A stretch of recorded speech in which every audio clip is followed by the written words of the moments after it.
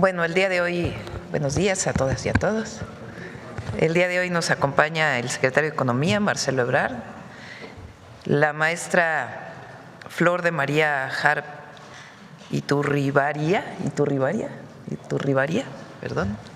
que es jefa de la Unidad de Coordinación, directora general del Servicio Geológico Mexicano, y Fernando Aboitis, jefe de la Unidad de Coordinación de Actividades Extractivas. Siéntense, por favor. Está aquí también Eduardo Clark, por cualquier tema relacionado con la distribución de vacunas, relacionado con el sarampión. Les informo de todas maneras que el día de ayer a las 12, como les platicamos, nos reunimos con todos los gobernadores y sus secretarios de salud, junto con el Gabinete de Salud y la Secretaría de Gobernación, y unificamos los criterios y estamos en total coordinación. Se nombró un enlace por cada estado para la distribución de vacunas y toda la información que se tiene que dar. Y va a haber también cartelones en las escuelas a partir de la próxima semana para que todas las familias estén informadas. Entonces, esa coordinación ya existía a través de la Secretaría de Salud, pero ahora se fortaleció. Bueno, y está también Noemí Juárez, subsecretaria de Educación Básica de la SEP, con Mujeres en la Historia. El día de hoy vamos a hablar sobre concesiones mineras. Les platiqué hace unos días que fueron recuperadas concesiones mineras. Primero nos va a platicar el secretario de Economía y después Fernando Aboitis nos va a dar los números, cuántas concesiones fueron recuperadas, en dónde están y toda esta información. Entonces le paso la palabra al secretario de Economía. Adelante. Con su permiso, Presidenta, buenos días. Buenos días a todas y a todos. Brevemente informarles que nos dio la instrucción la Presidenta Claudia Sheinbaum desde el principio del Gobierno de revisar las concesiones mineras. Y uno de los objetivos prioritarios ha sido, en lo que lleva el Gobierno, recuperar concesiones que no tienen exploración o que no han pagado los derechos o que tienen fines solamente especulativos. Y al día de hoy lo que se ha recuperado equivale más o menos a 889,000 hectáreas concesionadas en 1,200, creo, ¿verdad? 1,200 concesiones. Entonces les vamos a presentar en un momento más el reporte detallado, Fernando lo hará, de en dónde están ubicadas y de las principales características de estas concesiones. Con su permiso, Fernando.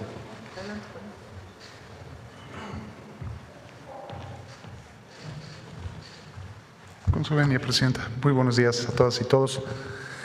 Bueno, como comentaba el secretario Ebrard, se ha estado haciendo este trabajo de recuperación que empezó desde la administración pasada y se ha continuado con esta política de evitar la especulación y el uso de los bienes nacionales de una manera indebida. Por favor, si pudiéramos pasar a la siguiente imagen. Al día de hoy hemos recuperado 1,126 concesiones mineras que representan 889,502 hectáreas. Es casi la extensión territorial del estado de Querétaro, aproximadamente, para que nos demos una idea de lo que esto significa.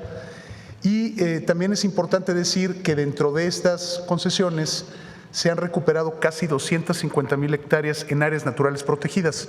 Como ustedes también saben, es política de la Cuarta Transformación, pues cuidar que en nuestras áreas naturales protegidas no existan concesiones mineras, y se ha estado haciendo este trabajo. Fundamentalmente las razones por las cuales se han estado haciendo estas cancelaciones es por falta de derechos de pagos.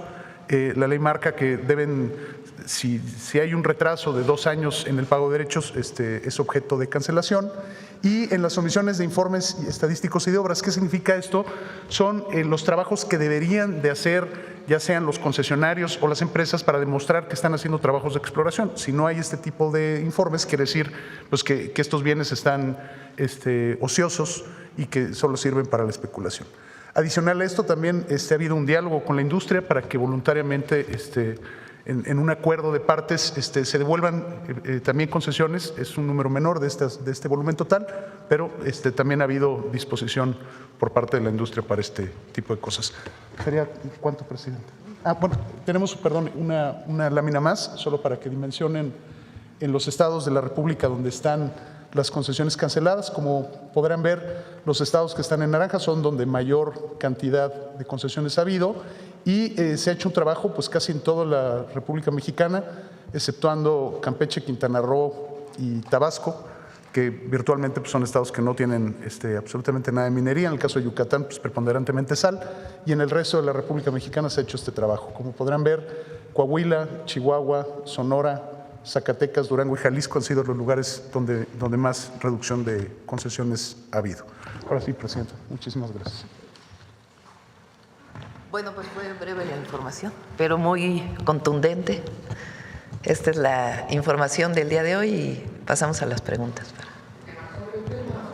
A ver, sobre el tema. Buenos días, Presidenta. Eduardo Esquivel Ancona, Domo de Cristal. Buenos días, gabinete. La primera pregunta es sobre el litio. Los yacimientos de litio, hay uno de Bacanora, que es en arcilla, que es muy difícil de tener, pero hay problemas con la empresa china, Yangping, creo que se llama, hay demanda de que ellos quieren seguir explotando esa mina y que no puede estar en la nacionalización. Y lo mismo sucede con una mina en un yacimiento que está en Zacatecas, que está peleando por una empresa canadiense de litio. Quisiera saber qué avances tiene esto. ¿Quieren comentar? Para el caso de la mina de litio en Sonora, lo que tenemos es un proceso que inició la empresa, todavía no concluye, y pues estamos desahogando nuestros argumentos. Y ellos, por su parte, están desahogando los suyos. Nuestro argumento es: el litio es un recurso, como está establecido en la Constitución Nacional. El argumento de la contraparte es que esa disposición es posterior al otorgamiento de la concesión. Entonces estamos en proceso para eso, y nosotros defendiendo por los argumentos de México, de nuestro gobierno. Sobre el caso Sonora. ¿Y el otro caso cuál es? Zacatecas. ¿El de Zacatecas lo tienes? Sí, pero no hay de litio. Sí. No es de litio. Sí, en ese caso no es de litio. Recuerden que en la Constitución, una de las modificaciones al 28 constitucional es que solamente el Estado puede explotar el litio. Ya no solamente quedó en la ley minera, sino también en la Constitución. Entonces, en este caso, pues ninguna empresa privada, ninguna minera privada podría explotar el litio. Quisiera preguntar también sobre el litio. ¿Por qué la empresa Litio para México tiene tan poco presupuesto? Tiene un presupuesto de 13.9 millones de pesos, que es realmente solo para su operación en salarios. Y no. Bueno, ni siquiera tiene.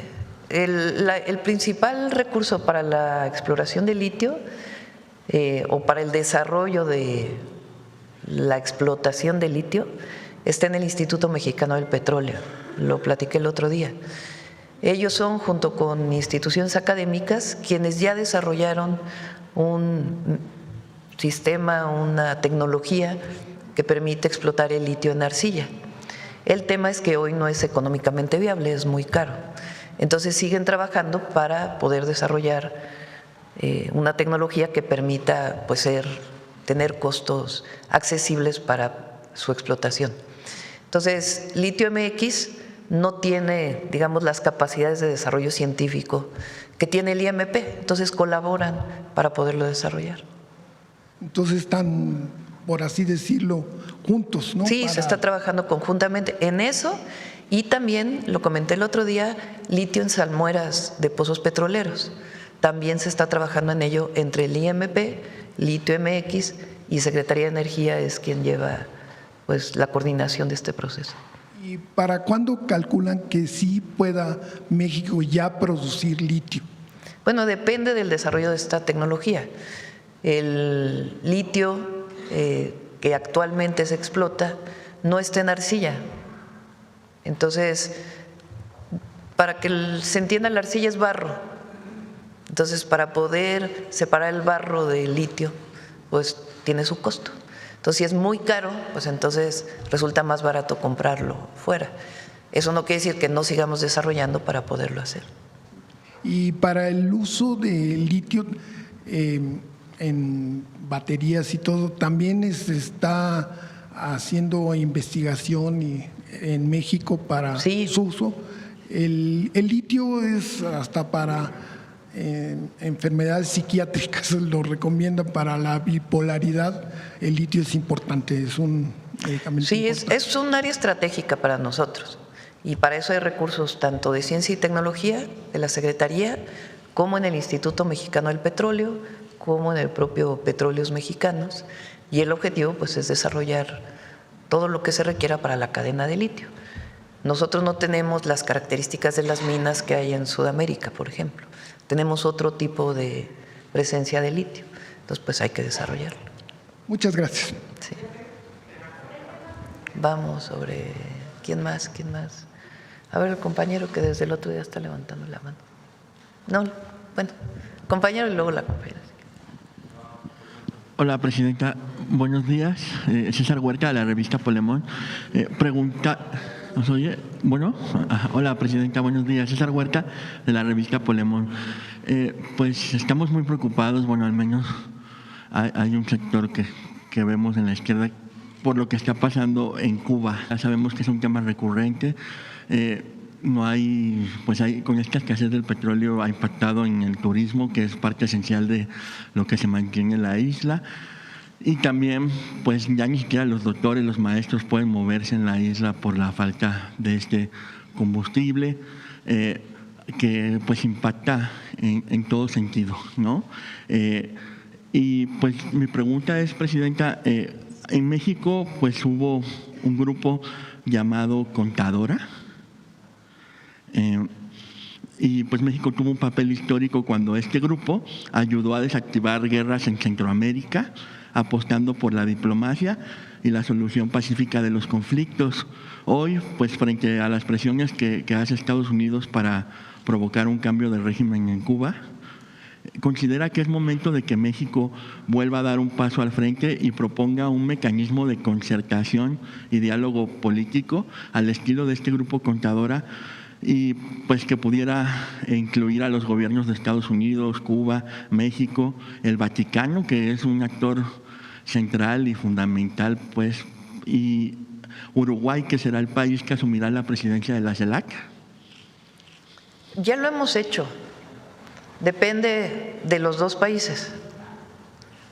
Nosotros, tanto al Departamento de Estado de Estados Unidos como a través de la Embajada en México, hemos planteado que México pone todo de su parte para poder generar un diálogo que permita, en el marco de la soberanía de Cuba, porque eso es muy importante, porque es además nuestro principio, la autodeterminación de los pueblos, generar las condiciones para un diálogo pacífico y que además Cuba, sin que ningún país tenga la sanción, pueda recibir petróleo y sus derivados para su funcionamiento cotidiano.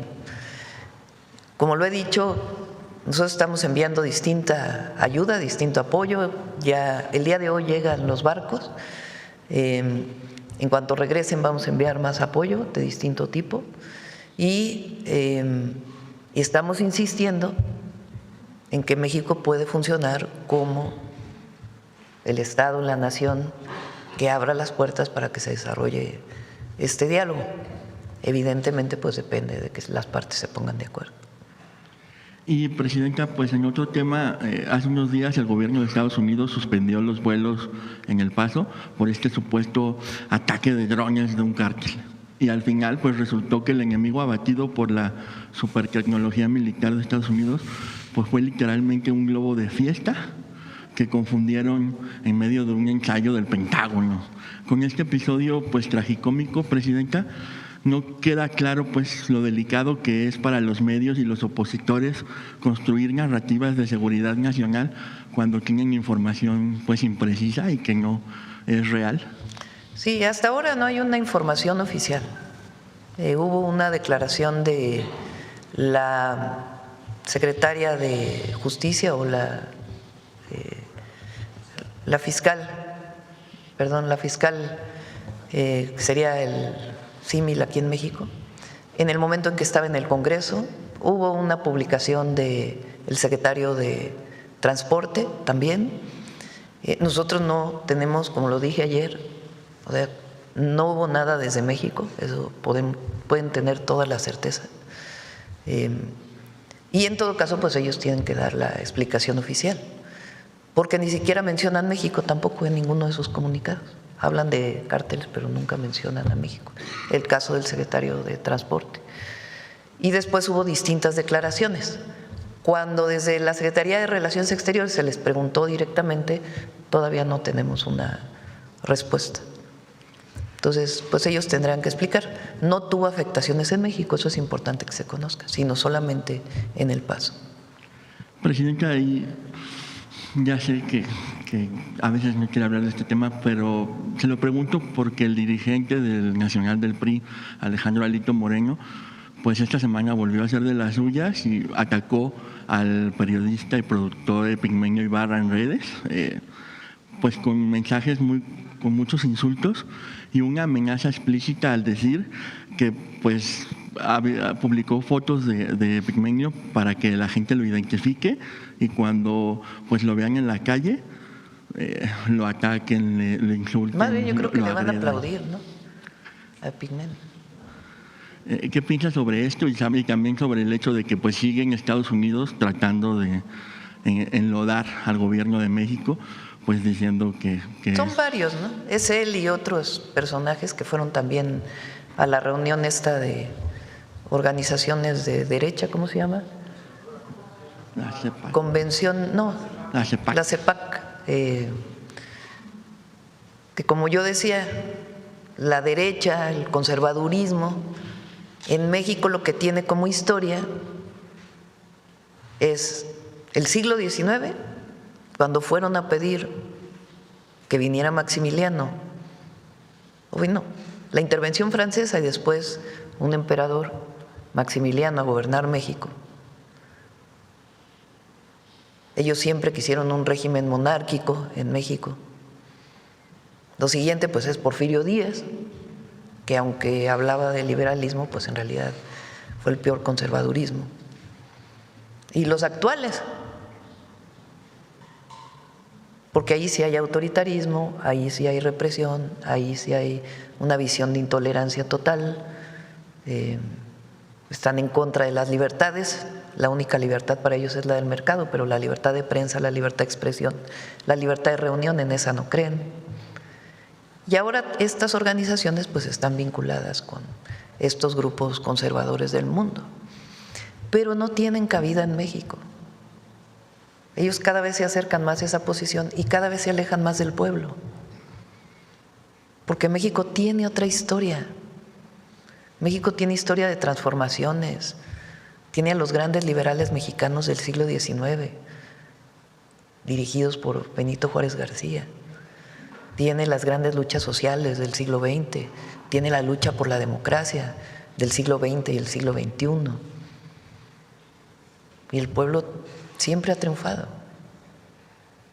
Y nosotros nos consideramos parte de ese triunfo. Entonces, en realidad, pues están muy vinculados ahí. Y de este personaje que mencionas, pues la verdad ni vale la pena hablar. De Epigmenio, pues todos lo conocemos. Es un hombre que siempre ha estado en el movimiento, en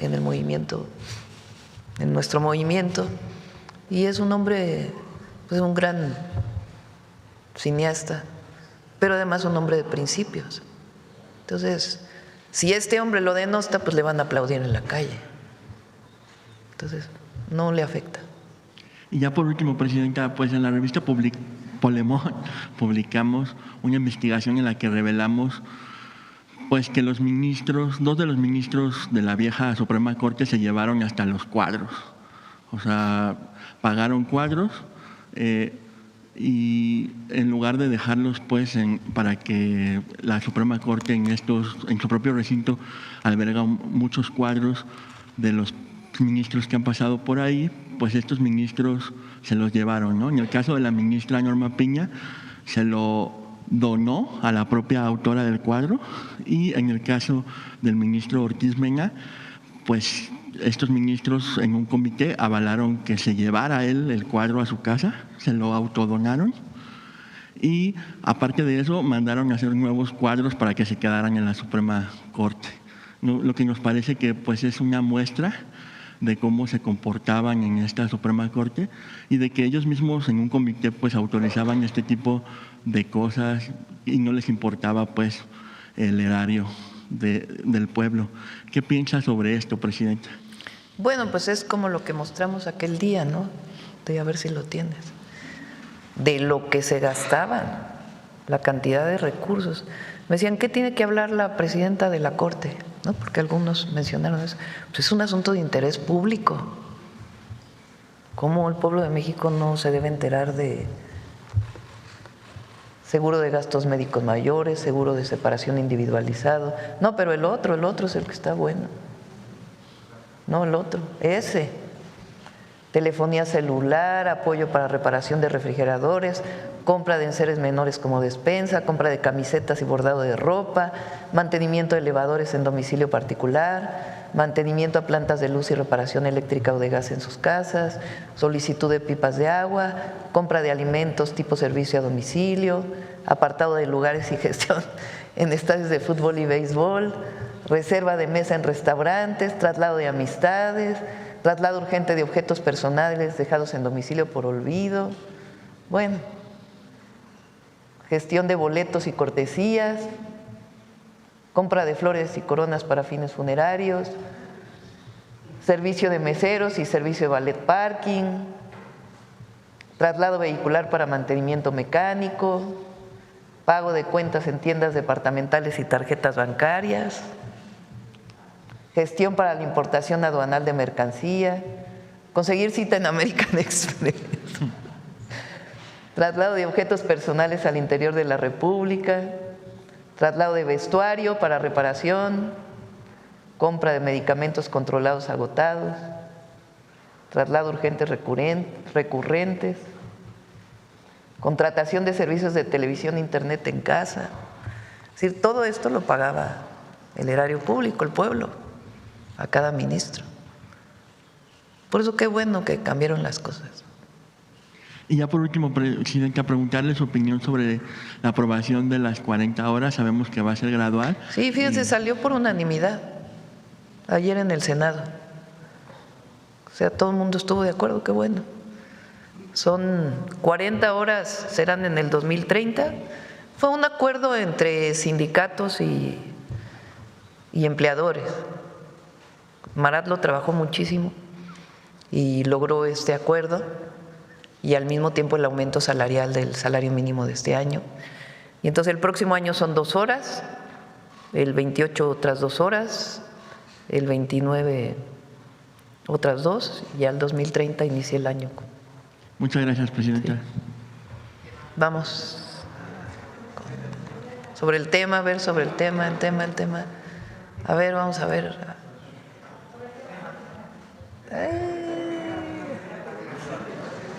Estoy viendo quién ha preguntado recientemente. A ver, la compañera sí no ha preguntado. Buenos días, Presidenta Elia Cruz de la Hoguera. Quisiera preguntarles a qué empresas pertenecían estas concesiones que van a recuperar.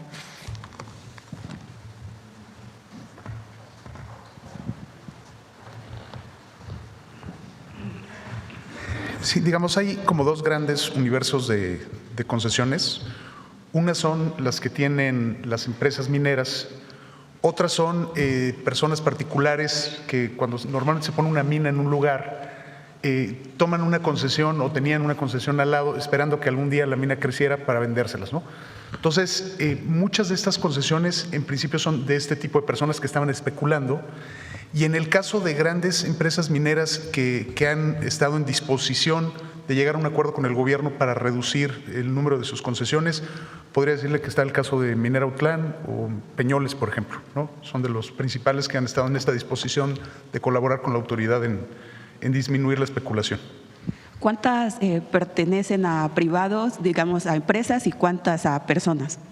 Sí, en el caso de las cancelaciones, yo puedo decir que casi el 90% son de personas, porque son especulaciones, y el otro 10% corresponde a las empresas.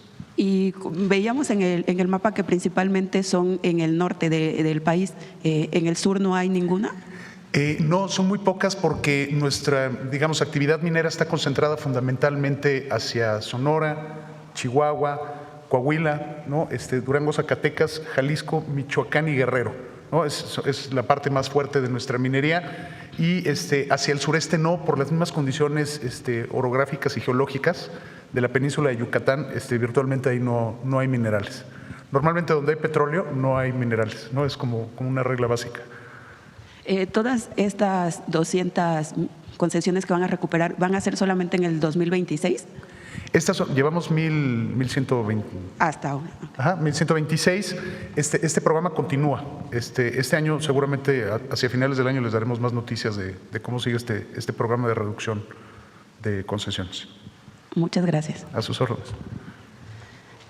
Miren qué importante, déjale, por favor.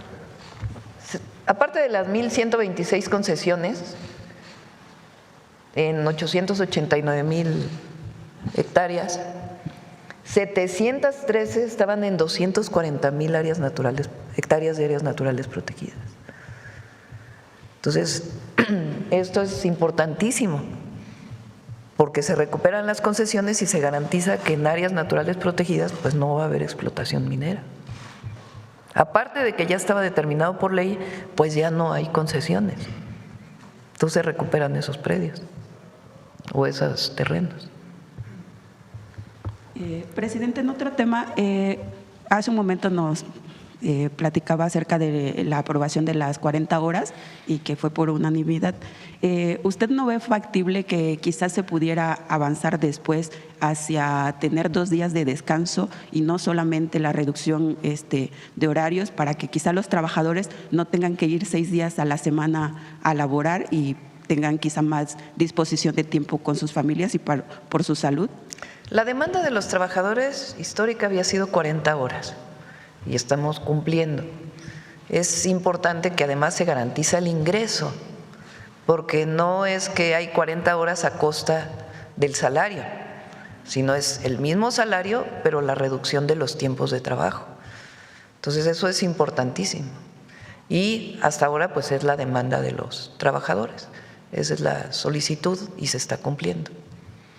Y garantiza además pues que siga aumentando el ingreso. Ok, presidenta, gracias. En otro tema, quisiera preguntarle cuál fue el resultado de la reunión que sostuvieron ayer los secretarios de la Defensa y la Marina que tuvieron en Washington junto con otros militares de otros países, con el secretario de Guerra de Estados Unidos. En un rato sale el comunicado, no es que se haya firmado algo en particular, ningún acuerdo, sino asistieron a una reunión invitados por el Comando Norte y allí hablaron, pues salió un comunicado que fue sobre delincuencia organizada y fueron algunos de los temas que se trataron, pero no hay ningún acuerdo firmado ni mucho menos, sino sencillamente la asistencia del general secretario y el almirante secretario a esta reunión del hemisferio occidental, que se llama. Porque después de este encuentro, justamente el secretario de Guerra de Estados Unidos decía que están recuperando la grandeza de Estados Unidos, o bueno, lo que él llamó restaurar la fortaleza de Estados Unidos a través de la cooperación con otros países. El general secretario y el almirante, además de que llevan una instrucción muy clara de defensa de nuestra soberanía, ellos mismos son patriotas, son instituciones muy patrióticas y ellos tienen una convicción de defensa de la soberanía muy clara. Entonces asisten a la reunión invitados, pero es muy claro que los objetivos de las Fuerzas Armadas pues es la seguridad nacional en el marco de nuestra soberanía y nuestra Constitución, y la colaboración y la cooperación en particular con Estados Unidos, pero también con otros países en diversos temas. Y en particular con Estados Unidos pues hay un entendimiento que hemos platicado varias veces con ustedes a partir de la llegada del presidente Trump, que deja muy claro 4 principios, a ver si los pones, Belmont. siempre hemos hablado de estos 4 principios y ellos lo tienen muy claro y además lo hacen por convicción, y las instituciones de Marina y Defensa lo hacen por convicción. Respeto a la soberanía y la integridad territorial, responsabilidad compartida y diferenciada, respeto y confianza mutua y cooperación sin subordinación. Entonces, el mensaje es que México va a seguir en esta posición pese a lo que diga él.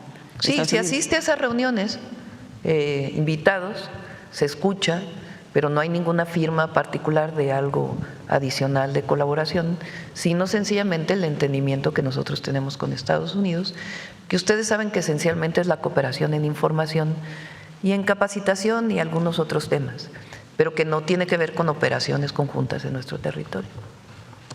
Okay, muchas gracias, Presidenta.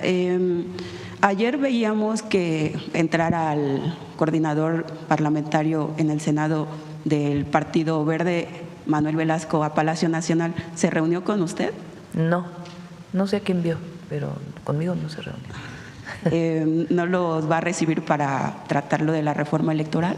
Personalmente no, están trabajando con la secretaria de Gobernación, pero no tenía conocimiento ni siquiera de que había estado aquí.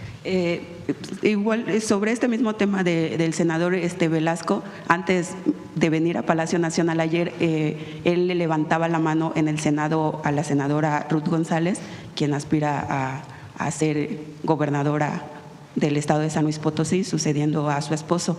Él decía que ella va arriba en las encuestas. ¿Cuál es su opinión sobre eso, pese a que usted ha dejado claro su postura de no del nepotismo? Pues no solamente es mi postura, sino la hizo pública la postura de Morena.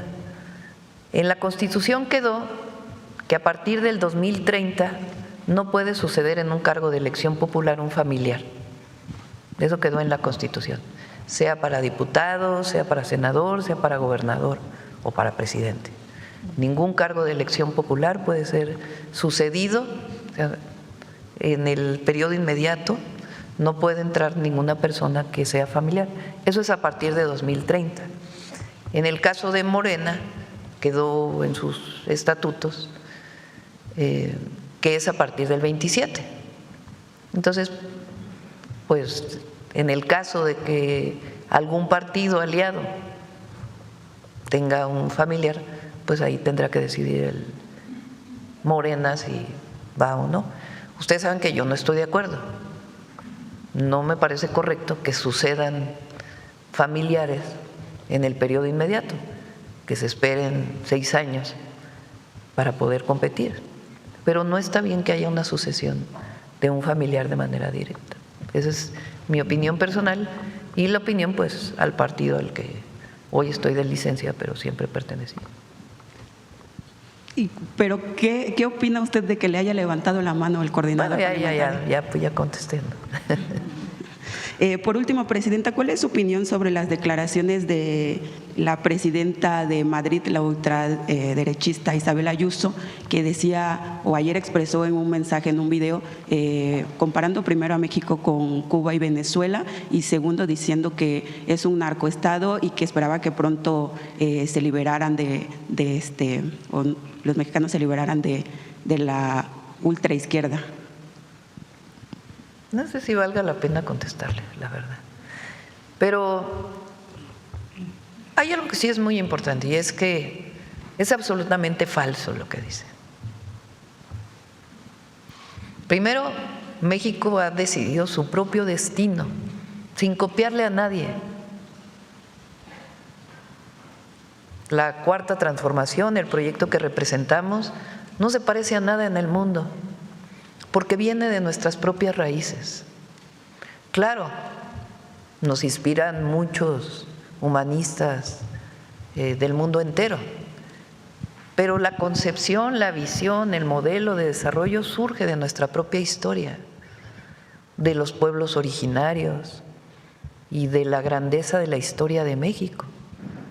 Lo que llamamos el humanismo mexicano tiene una fuente en los pueblos originarios, su humanismo, su fraternidad, su visión de la tierra, su visión del mundo, las grandes civilizaciones que formaron o que vivieron en nuestro territorio y que formaron lo que hoy es México, y su resistencia posterior durante la colonia y muchos años después.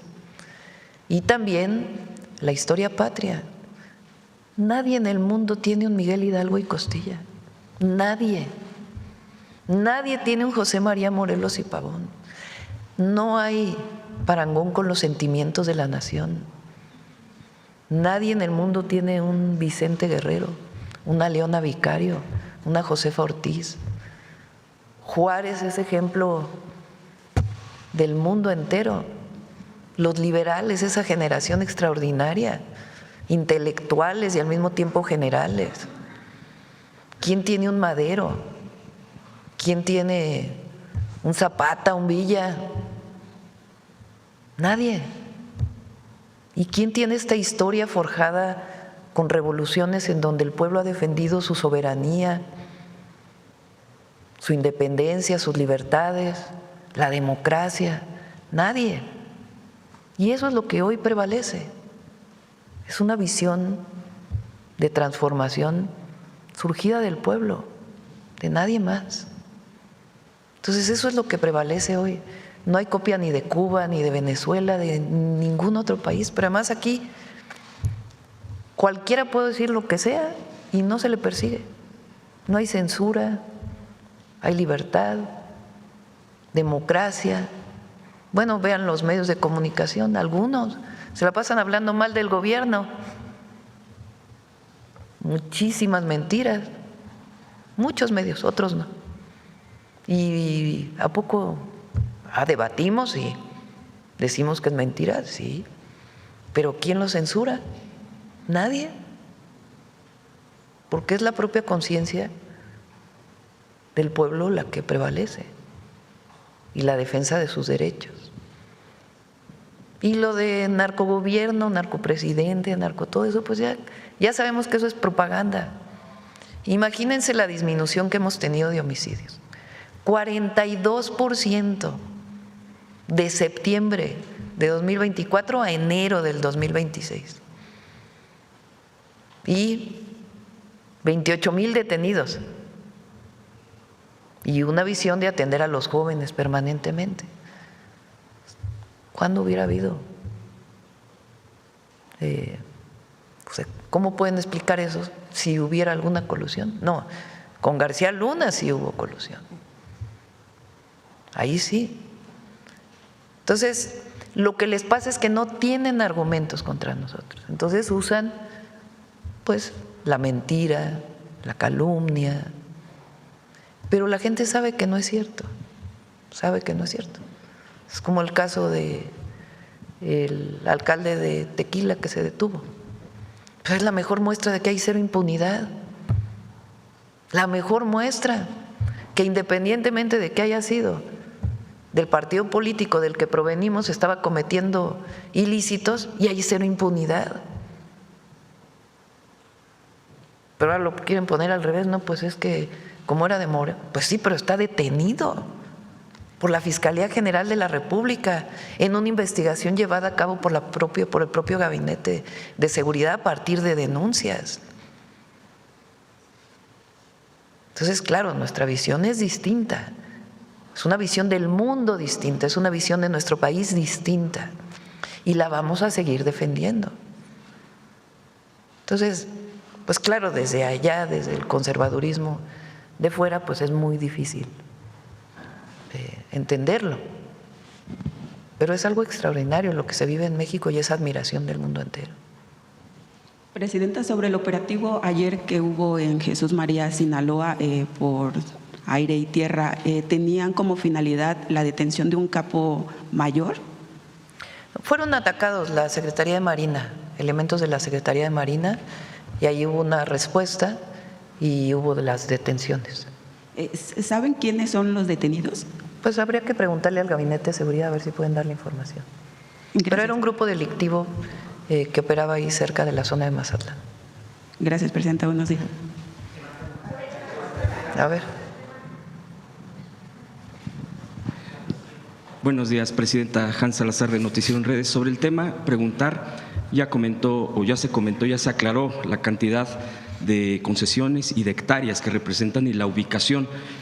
¿Podría profundizar más en qué beneficia todo esto el que se regrese? Las áreas naturales protegidas obviamente se estaría entrando en esta protección ambiental, en esta continuidad de cuidar nuestras áreas verdes, pero en las demás, ¿cuáles son los procesos? ¿Cuál es la importancia para el país de este momento con este regreso de concesiones? ¿Quieren comentarlo usted?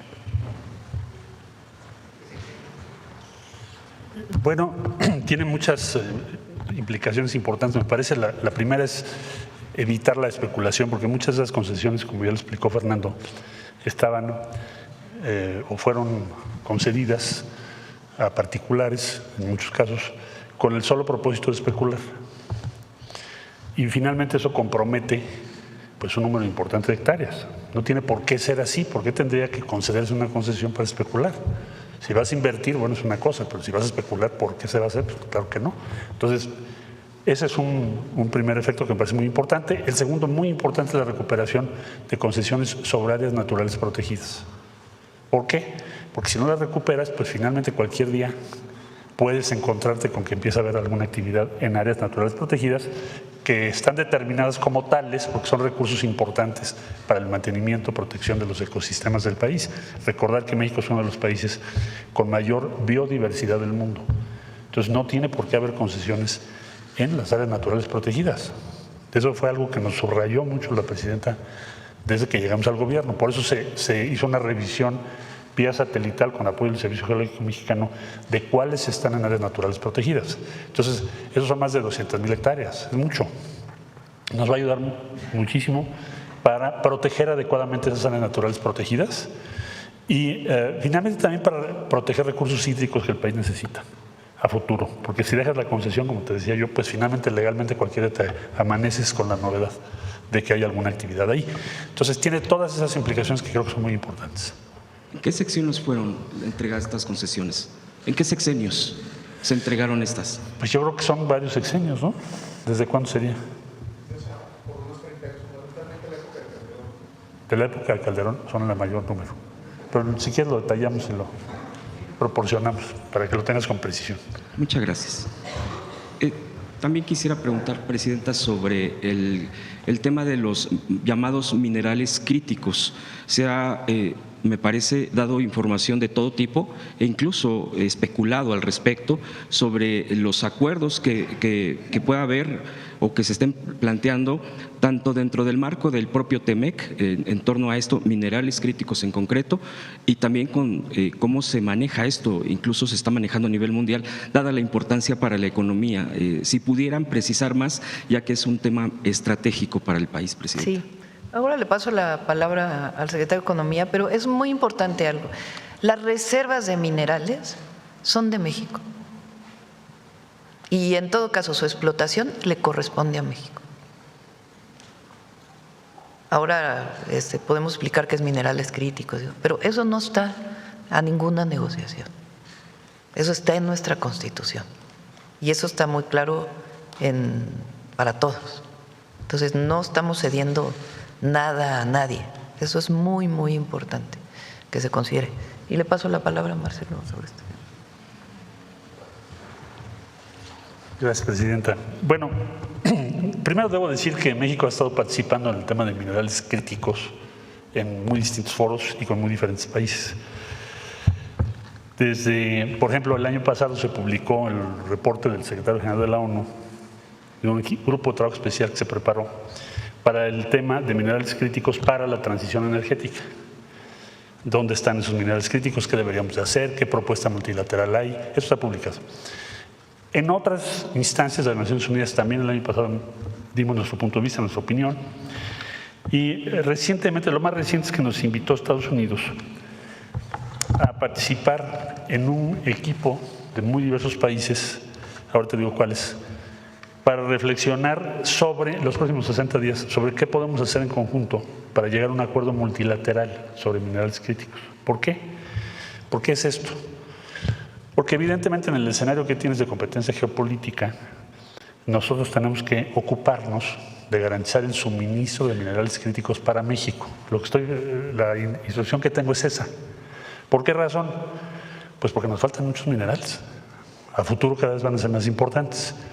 Ejemplos: no tenemos titanio, no tenemos cromo, el aluminio. Ahora le voy a pedir a Flor, si me autoriza la presidenta, que nos explique, pero muy brevemente. Entonces no se trata de nosotros asistir a reuniones, porque hemos estado en diversas, donde digamos, oigan, nosotros queremos colocar nuestras reservas de minerales, sino lo que queremos es participar, ser parte para garantizar los minerales que México necesita hoy y va a necesitar en el futuro. Y que si se están tomando decisiones o propuestas, pues podamos dar nuestra opinión. O sea, no ser pasivos en este tema, que es un tema muy relevante. Entonces estamos en Naciones Unidas, hay otro grupo de trabajo con América Latina e Iberoamérica, hay otro grupo de trabajo con los países como India. Ayer tuve reunión con el embajador. La semana que entra recibimos a Canadá. Viene mi contraparte con un número muy grande de empresas, más de 300, y uno de los temas es sobre minerales, otro es sobre industria automotriz, acero, en fin, hay varios temas, minerales críticos. Ahora, con los Estados Unidos, que se nos invitó a un diálogo que va a durar, o se planteó que durase 60 días. Mañana vamos a tener una primera conversación con otros países. ¿Quiénes participan? Canadá, India, Corea del Sur, Japón, la Unión Europea, diversos países. Seguramente eso se va a ir ampliando. Y bueno, ya a partir de mañana pues nosotros presentaremos nuestro punto de vista. ¿Qué es lo que nos preocupa a nosotros? Que haya estabilidad y certidumbre y respeto en el ámbito multilateral para garantizar el suministro. Porque también podemos ir a un mundo en donde te amanezas con que quien produce uno de los minerales que necesitamos diga pues ya no está disponible. Así que buscamos que se respete el acceso equitativo, legal, justo a los minerales críticos. Ahí tenemos dos caminos. Uno, no participar, ser espectadores, lo cual sería un grave error. El otro es sentarnos en la mesa, en diferentes mesas, y defender la postura mexicana, que esencialmente es esta que te estoy comentando ahorita. El plan de acción al que se refiere esta invitación que nos hizo Estados Unidos dice claramente: los participantes, de conformidad con sus respectivas leyes, eso es algo que México puso, y con base en el respeto mutuo de su soberanía. O sea, nosotros en todas las mesas a las que vayamos, sea de la ONU, Iberoamérica, bilaterales o multilaterales como esta invitación, ese es el principio que nos va a guiar, que es la instrucción que tenemos de la presidenta. Entonces, les iremos informando qué se habla sobre esto. Al día de hoy, me dijo la presidenta, publica exactamente cuál es el plan de trabajo, es el que se publicó, y así vamos a manejar todo con absoluta transparencia. Desde luego no haremos ningún compromiso que pueda estar en contradicción con nuestras leyes o la Constitución. No es la idea, ni lo haríamos, y menos es la instrucción política que tenemos. Entonces, el propósito es entonces participar, dar nuestro punto de vista, procurar que el orden multilateral que está moviéndose. Te pongo otro caso. Vamos a tener la reunión de la Organización Mundial de Comercio. Tiene que ver con eso también. Va a ser en Camerún. Porque la Organización Mundial de Comercio se va a rehacer. ¿Qué instrucción tenemos de la presidenta? Pues asiste para dar el punto de vista de México. Uno de los temas, minerales críticos, las reglas del comercio. Entonces, estamos en un momento de grandes cambios y México tiene que hacer valer su voz y sus intereses legítimos. Entonces vamos a estar participando en todos estos procesos e informando a la opinión pública abiertamente qué es lo que está ocurriendo, qué se propone, qué quiere México, qué busca. Y si ustedes me permiten, para coadyuvar a la información sobre esto, Flor, a lo mejor sería bueno que informaras qué son minerales críticos para México, cuáles son, para que todos sepamos de qué estamos hablando. Si me autorizan, por favor.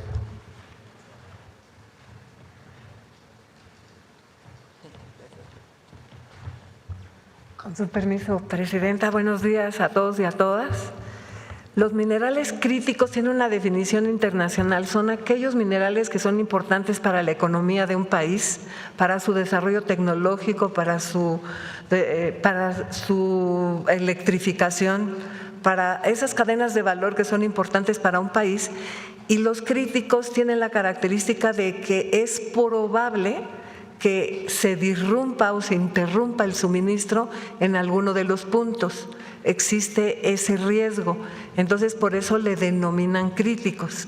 Una de las condiciones de la criticidad de un mineral es que ese país lo tenga como recurso natural, que lo pueda extraer de manera económica, o si lo importa, que lo importe de un país que no le vaya a cortar el suministro, al menos a corto plazo, o lo importe de algún país que a lo mejor está en guerra, que tuvo una inundación. Ahí hay un riesgo de que ese suministro se pueda interrumpir.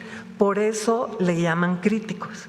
Entonces, esto se tiene que hacer una evaluación con muchos factores y por eso cambia los minerales críticos de un país a otro. No es la misma condición la que tiene México, que por ejemplo tiene cobre, plomo, zinc, plata, oro, barita, muchas cosas que somos privilegiados como país, pero otros no lo tenemos. Estos que tenemos nosotros y que incluso pudiéramos exportar a otros países no tienen esa categoría. Sin embargo, aquellos que no contamos con ellos o que su proceso es muy costoso, como se estaba hablando de litio, en este punto todavía es crítico porque no lo disponemos y lo tenemos que importar, y entonces al no contar con él, siempre ese riesgo de la falta del suministro es lo que le da esa criticidad a ese mineral en específico. Muchas gracias. Bueno, de los minerales que nosotros no tenemos, porque no hay un marco geológico, porque no pudiéramos todavía tener un proceso metalúrgico que sea económico en su extracción, pues está, por ejemplo, el litio en primer lugar, porque no tenemos el proceso, está el níquel, está el cobalto porque es escaso, está el aluminio, no tenemos marco geológico para el aluminio, el cromo, germanio, iridio, paladio, platino, tantalio, titanio y vanadio. Son los que hemos visto que nuestro país importa prácticamente al 100% del consumo en la industria que se está aplicando. Entonces, esta dependencia total hace que ese mineral se pudiera volver crítico en algún momento. Muchas gracias. Con su permiso. Solo adicionar algo, si me permite, muy brevemente sobre esa lista que está ahí. Entonces, por eso es importante, y nos dio instrucciones la presidenta, que participemos en todos los aspectos, en foros o espacios multilaterales, porque como pueden ustedes observar, tenemos una lista importante, por ejemplo, aluminio. Toda la industria automotriz depende de aluminio. Hay muchos de los que ahí se enumeran, que tenemos identificados, pues que no los podemos producir en México. Entonces, por eso tenemos que estar en todos los foros y defender nuestros puntos de vista y garantizar para nuestra industria que te podamos tener ese suministro. Y luego del lado derecho tienes en donde son nuestros fuertes. Como ustedes podrán observar, está barita, cobre, fluorita, grafito, magnesio, manganeso, plata. Obviamente somos el primer productor mundial, plomo y zinc. Eso sería como los puntos fuertes. Y los 15 otros es donde no los tenemos. Tenemos que comerciar con los demás. Entonces, bueno, pues vamos a estar participando y les vamos informando, pero es importante que se tenga la lista para quienes nos están viendo. Cuando hablamos de minerales críticos son esos los que México, no son los mismos que otros países, porque quien tiene aluminio, evidentemente para ellos no es crítico el aluminio. Por ejemplo, Canadá, pues probablemente no está en su lista, pero la nuestra sí, porque no lo tenemos. Y del otro lado son los que sí tenemos nosotros. Ese es el marco de nuestra participación hoy en el mercado mundial y vamos a todos los foros con esta lista.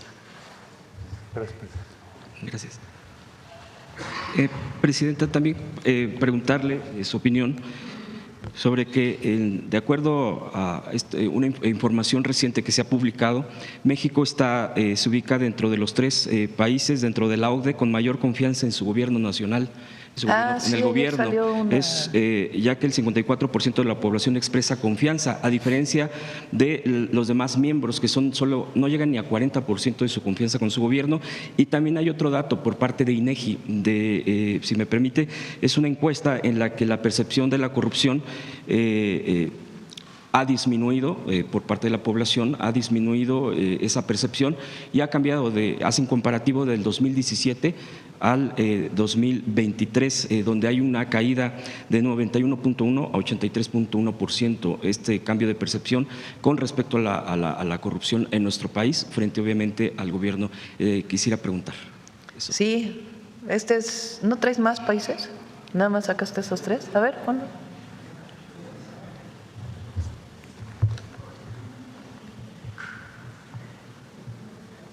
Bueno, está en inglés, pero es confianza en los gobiernos nacionales. Australia es el más oscuro, es alta o moderada, ¿no? El azulito más claro, neutral, el anaranjado bajo y el guinda no sabe.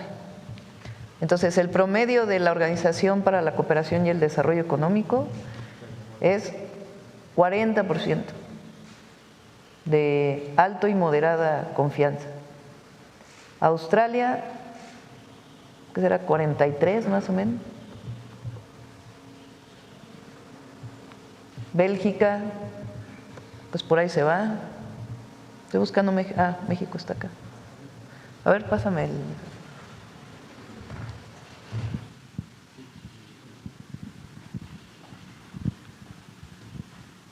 O sea, el primero es Suiza, ¿no? El segundo, Luxemburgo. ¿Cuántos habitantes tiene Luxemburgo?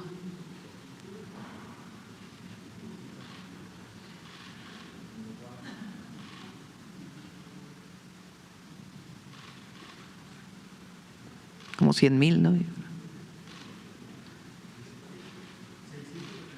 682,000 habitantes. No, Iztapalapa tiene 2 millones. Suiza, ¿cuántos habitantes tiene?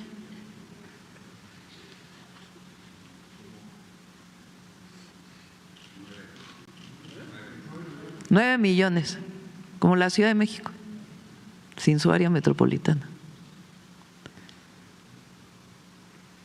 Y luego México, 134 millones.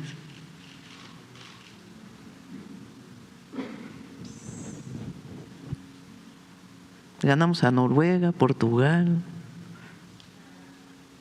España, Suecia, Reino Unido,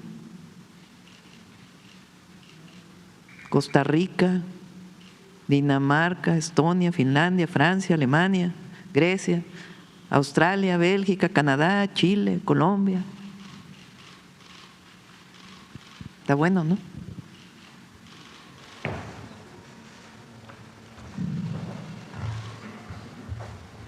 Presidenta, y por último, el día de ayer que se han estado presentando la información respecto a la vacunación contra el sarampión, también se había comentado que se iba a proporcionar un link para la vacunación. No sé, es importante para que la población claro que sepa, y le agradezco me haya dado la palabra. Adelante, gracias. Rafa.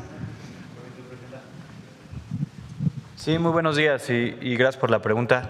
De hecho, quisiéramos aprovechar, Belmont, si nos ayudas, si les podemos platicar un poco cómo funciona esta plataforma. Primero que nada, antes de que nos pongan la plataforma, también importante, no solo pueden consultar los puntos de vacunación en esta página.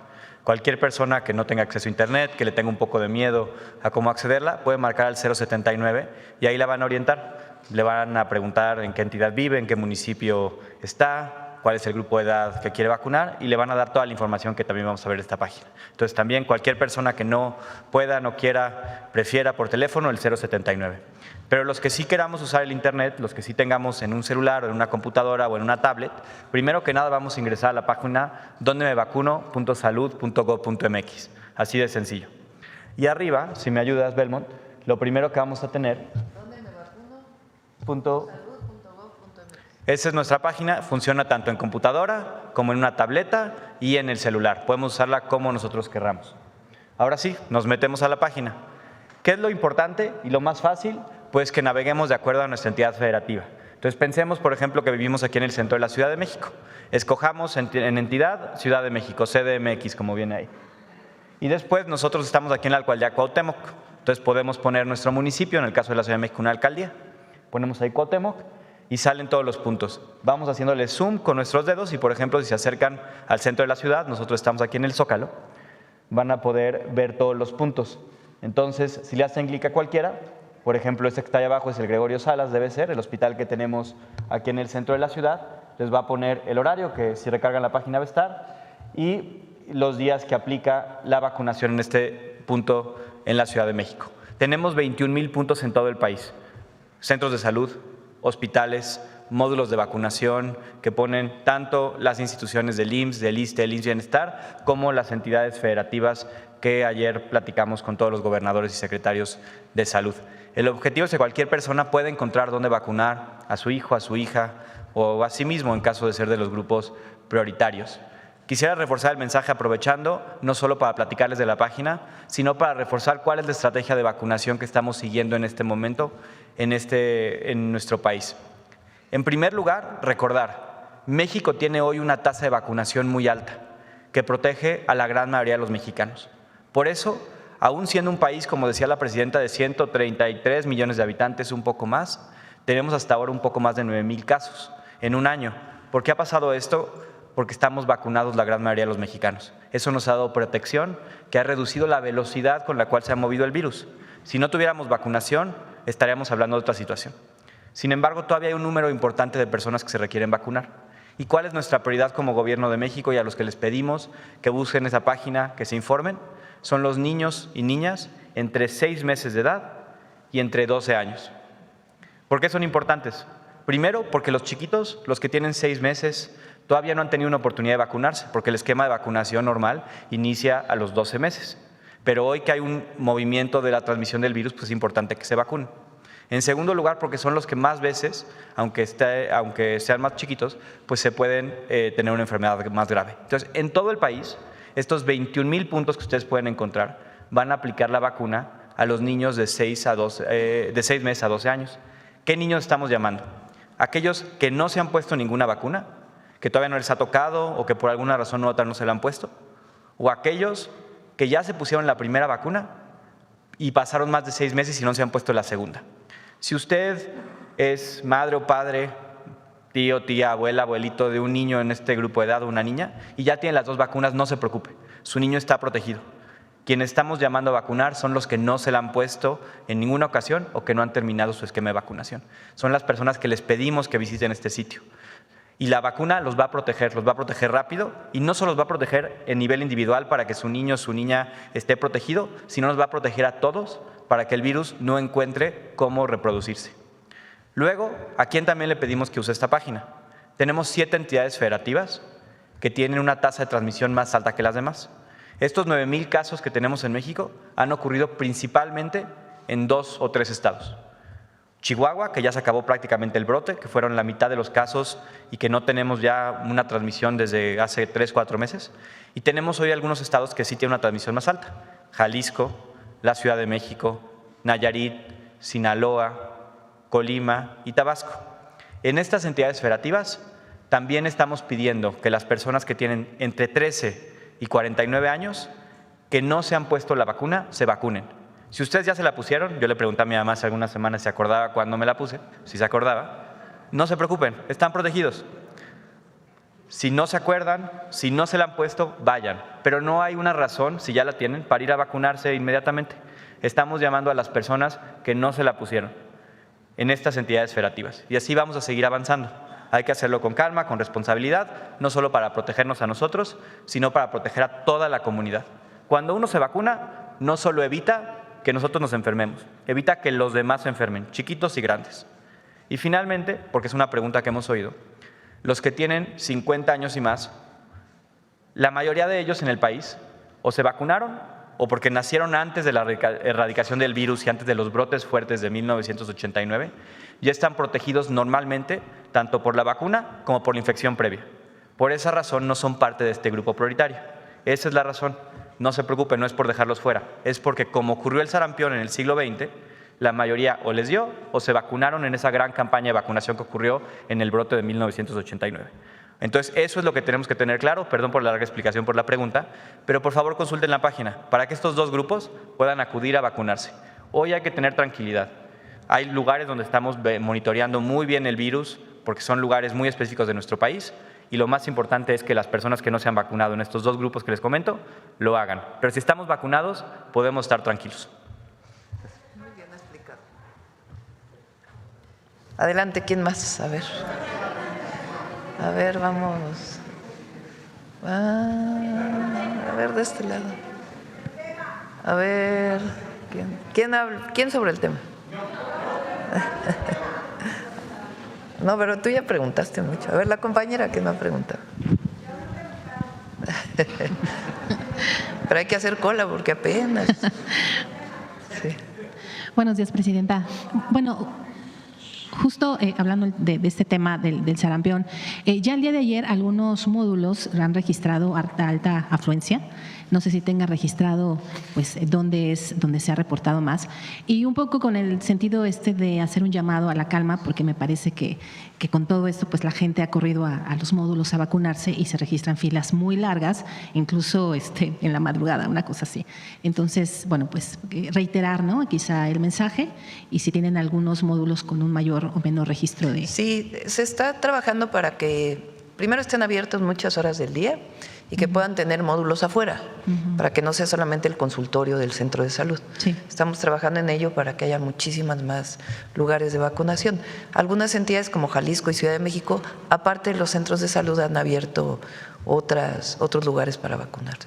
Ya, y bueno, también recordar el tema, enfatizar el tema del carnet, porque ese también es todo un tema. Sí, la cartilla de vacunación, sí es muy Exacto. importante que la lleve. Digo, porque hay quienes no la llevan y no, eso no es un obstáculo, quiero decir. No, claro que no. Sí. Muy bien. Y bueno, en el tema de la minería, digo, ya que están aquí los expertos, preguntar cómo nos ubicamos México en la producción de minerales. Ya nos hicieron la lista, pero justo saber cómo estamos, ¿no? Con un diagnóstico, ¿no?, de México, qué tanto produce, cómo estamos en el país en comparación con otros. Flor, ¿quieres o voy?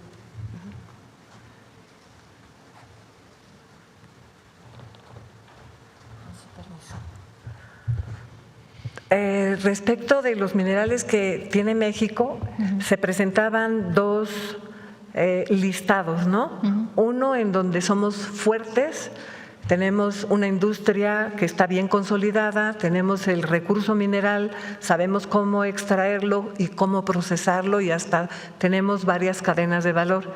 Son más o menos 8 o 9 minerales que incluso nos alcanza para exportar.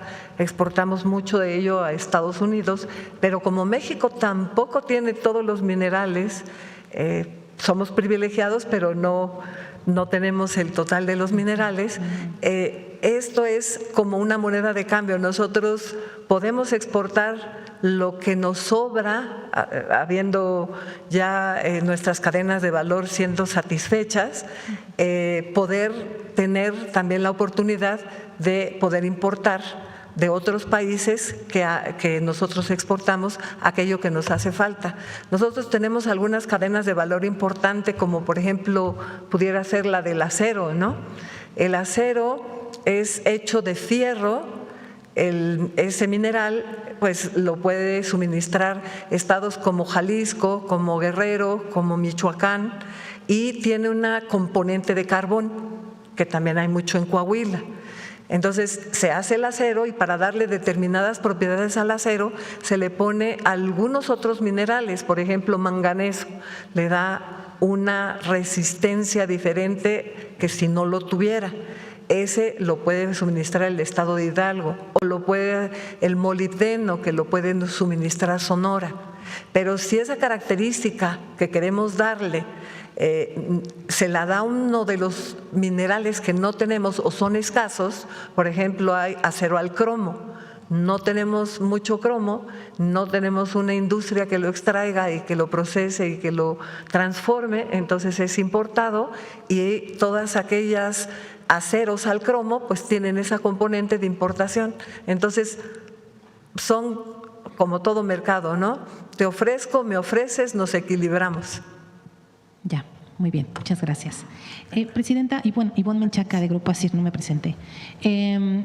Volviendo un poco a la reforma de 40 horas, se decía que quizá los 2 días de descanso y posiblemente las horas extras se podrían resolver en la ley secundaria, tomando en cuenta que eso fue un punto de la oposición, e incluso pues morenistas señalan que podría verse en ese tema. ¿Usted cuál es su opinión? ¿Sí se podría resolver o ya se quedaría como se aprobó? Si quiere, traemos a que venga Marat para poder explicar por qué fue presentada la reforma de esa manera. Es muy importante, hay conquistas laborales de los trabajadores que vienen desde 1917. Entonces es muy importante que esas conquistas laborales permanezcan. Entonces, y otras cosas pues ya vienen en las leyes secundarias. Entonces por eso se presenta la reforma de esta manera y es muy importante que se conozca que fue un proceso de trabajo de muchos meses, porque inicialmente la presentamos el 1 de mayo del 2025 y desde ese momento hasta diciembre que se presentó hubo un trabajo permanente con las cámaras empresariales y con los sindicatos de trabajadores. Entonces fue un acuerdo que se planteó de esa manera. El objetivo de presentarla así es por ello, garantizar los derechos laborales que existen desde hace tiempo en México. Y traemos a Marat para que lo pueda explicar con mayor detalle. Ok, gracias. Y justo en ese tema, bueno, ya la iniciativa privada está solicitando pues apoyos, ¿no?, para poder enfrentar los costos que podría representar la aplicación de esta reforma. ¿Ya se tiene previsto algún programa? ¿Han hablado con los empresarios? Porque entiendo que también fue, digamos, un trabajo, ¿no?, con la iniciativa privada. Sí, pero no hubo, digamos, ninguna cuestión de a cambio algún apoyo. Por eso se hace ahora. Estamos en febrero del 2026 y esto inicia hasta el 2027. Entonces hay todo un año para poder ajustar pues todos los procesos. Y se hicieron cálculos económicos de qué implicaciones pudiera tener para las distintas empresas o para los distintos comercios o actividades de servicios. Hay muchísimos trabajadores que ya tienen las 40 horas de hace tiempo, por ejemplo, los trabajadores del Estado. Hay otros trabajadores que no. Y se trabajó, por ejemplo, la industria automotriz trabaja de cierta manera, no trabajan 8 horas seguidas, sino trabajan más tiempo y dan más tiempos libres. Entonces, todo eso se consideró para que fuera tomado en cuenta. Ya para finalizar, Presidenta, de mi parte, recientemente Kristi Noem, que es la Secretaria de Seguridad de Estados Unidos, firmó un contrato para la última compra de acero para la construcción del muro fronterizo, justo para pues fortalecer el control de la llegada de fentanilo y de de la migración. Entonces, pues preguntar qué impacto esto tiene, pues todavía continúa con este tema de la construcción del muro y pues eso no puede, pues no sé si pueda complicar o no la relación de México-Estados Unidos. Bueno, ustedes saben que nosotros no estamos de acuerdo con el muro. De hecho, ahora que inauguramos el segundo piso ahí en Tijuana, dijimos nosotros construimos puentes, no construimos muros. Y buscamos siempre una relación bilateral adecuada y cooperamos también en el tema de migración de manera humanitaria. Entonces, pues esa siempre va a ser nuestra posición y además esa siempre ha sido la posición del Gobierno de México. Es muy importante, porque ha sido, independientemente de los partidos políticos, esa ha sido una opinión siempre del Gobierno de México y nosotros la sostenemos. Ahora, ellos lo hacen pues del lado de su territorio. Y bueno, recordé, aprovechando que está el secretario de Economía, usted nos había informado que iba a viajar a Washington en el marco de la revisión del TEMEC, que iba a tener reuniones con sus homólogos, saber pues si estuvo la semana pasada por allá. ¿Algún reporte o cómo nos fue? Sí, claro. Sí, con mucho gusto. La semana pasada estuve con autorización de la presidenta en Washington. Tuvimos la conversación tanto con USTR, que es el embajador Jameson Greer, miércoles, semana anterior, y también con el secretario de Comercio. Temas que se trataron, bueno, los 12 puntos prioritarios que México ha venido planteando, esencialmente acero aluminio, o sea, es un arancel disfuncional en términos económicos y muy costoso. Y el otro tema es la alineación de aranceles que tienen que ver con la industria automotriz. ¿Por qué alineación? Porque se han venido tomando decisiones a lo largo del tiempo con diferentes tipos de aranceles. Entonces, necesitamos que sean homogéneos respecto a nuestra industria automotriz para que no se convierta en una desventaja. Bueno, esos son algunos de los temas que hemos venido planteando. Hay otros. Y, por supuesto, la perspectiva de revisión del tratado. Ya concluimos la consulta, tanto en Estados Unidos como en México. Por lo tanto, ya tenemos claramente identificado cuál es el mandato que tenemos. O sea, el objetivo de la consulta es preguntarle a los sectores, bueno, también participó el sector obrero, los sindicatos, agricultura, que tiene muchísimas actividades vinculadas al mundo agropecuario mexicano con el tratado. Por supuesto, todas las industrias, más de 30 sectores de la industria participaron. Eso fue algo que nos pidió la presidenta especialmente. No se había hecho antes. No se hacía la consulta, era muy cerrado la participación. Entonces, bueno, se hizo esa consulta, se sistematizó. Entonces, queda muy claro que en todas no tenemos ningún caso que se haya planteado por parte de empresas mexicanas o sectores en México que no se ratifique el tratado. Todo el mundo está en favor de que sí, se siga adelante, se revise, siga adelante, se renueve y se perfeccione. Y ya en cada caso pues hay muy diferentes puntos de vista, ¿no? O propuestas. Pero ya tenemos claro que nuestro mandato es pues, que continúe el tratado, que se perfeccione, y al perfeccionar, digo, hay temas muy específicos, quizás sea en materia de otra mañana cuando disponga la presidenta, de explicarles todos esos temas específicos, pero digamos que ya tenemos ese mandato, ellos también. En conclusión, estamos ya caminando hacia la revisión del tratado. Eso es lo que te puedo informar. Ya, muy bien, muchísimas gracias. Ya son las 9. Ya, ¿no?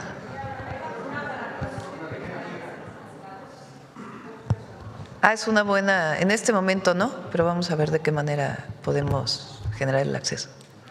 Sí. Bueno, cerramos, vamos con Mujeres en la Historia.